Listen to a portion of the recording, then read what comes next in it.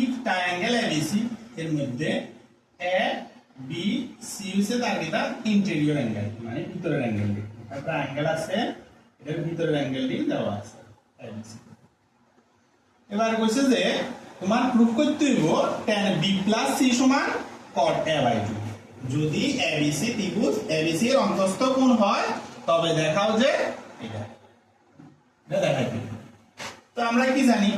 যদি এ আর B C তিনটা যদি ইন্টেরিয়র অ্যাঙ্গেল হয়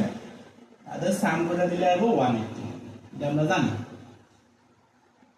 প্রুফের দিকে দেখতে হইব b + c আছে তো আমি b + c এর লেখা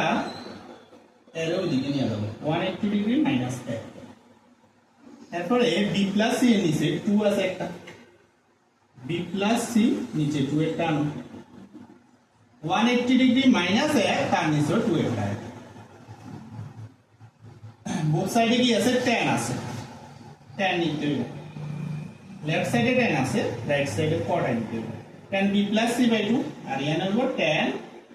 বোথ সাইডে tan নিতে আছে 180 ডিগ্রি বাই 2 মানে 90 ডিগ্রি মাইনাস a/2